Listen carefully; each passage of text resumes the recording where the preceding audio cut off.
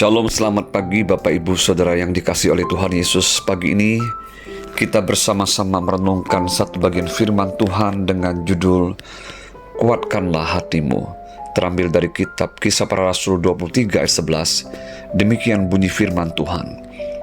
Pada malam berikutnya Tuhan datang berdiri di sisinya dan berkata kepadanya, "Kuatkanlah hatimu, sebab sebagaimana engkau dengan berani telah bersaksi tentang aku di Yerusalem, demikian jugalah hendaknya engkau pergi bersaksi di Roma." Saudara, Rasul Paulus menyadari bahwa dirinya adalah tawanan roh untuk menjadi saksi Kristus dimanapun Tuhan membawanya. Saat dia memutuskan untuk kembali pergi ke Yerusalem, memberitakan tentang Kristus sebagai Mesias dan Allah yang hidup, dia berkata demikian, "Aku tidak tahu apa yang akan terjadi atas diriku di situ, selain dari yang dinyatakan Roh Kudus dari kota ke kota kepadaku, bahwa penjara dan sengsara menunggu diriku. Tetapi aku tidak menghiraukan nyawaku sedikit pun, asal saja aku dapat mencapai garis akhir dan menyelesaikan pelayanan yang ditugaskan oleh Tuhan Yesus kepadaku untuk memberi kesaksian tentang Injil kasih karunia Allah." Kisah Para Rasul 20 ayat 22-24. Hampir saja Rasul Paulus dibunuh dan mati oleh komplotan orang-orang Yahudi yang bertekad untuk membunuhnya karena memberitakan Yesus Kristus sebagai Mesias dan Tuhan. Kisah Rasul 23 ayat 12-35. Namun Tuhan datang kepadanya dan berdiri di sisinya, memberikan penguatan kepadanya. Tuhan berkata, "Kuatkanlah hatimu, sebagaimana engkau dengan berani telah bersaksi tentang aku di Yerusalem, demikian jugalah hendaknya engkau pergi bersaksi di Roma." Kisah Rasul 23 ayat 11. Tuhan telah menetapkan Rasul Paulus untuk pergi jauh kepada bangsa-bangsa lain. Kisah Rasul 22 ayat 21. Dan Tuhan mau Paulus pergi sampai ke kota Roma untuk bersaksi tentang Kristus.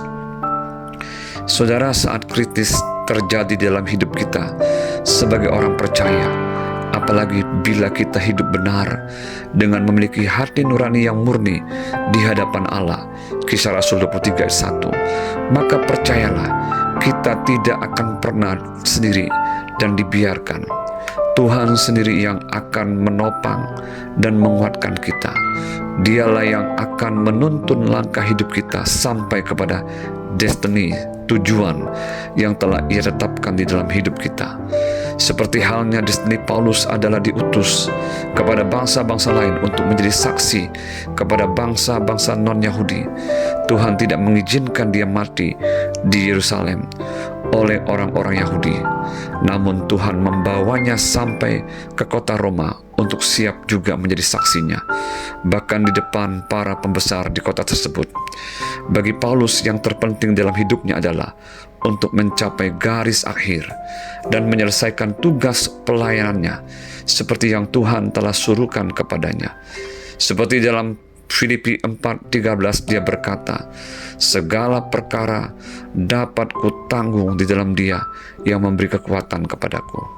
Biarlah melalui renungan firman Tuhan pada pagi hari ini, kita belajar untuk tetap percaya pada tuntunan dan pemeliharaan Tuhan atas hidup kita. Dialah yang memberikan kekuatan dan perlindungan atas hidup kita untuk dapat menyelesaikan segala sesuatunya sampai kita mencapai tujuan yang telah ditetapkannya di dalam setiap hidup kita sesuai dengan kehendak dan rencananya, asal kita tetap berjalan di jalurnya Tuhan. Saat ini, apapun yang menjadi tantangan dan kesulitan yang kita hadapi, tetaplah kuatkan hatimu, sebab ada Tuhan Yesus sedang berdiri di sisimu. Dia menopang dan memberikan kekuatan kepada kita. Bahkan Dia sudah memikul beban dan dosa kita di atas kayu salib.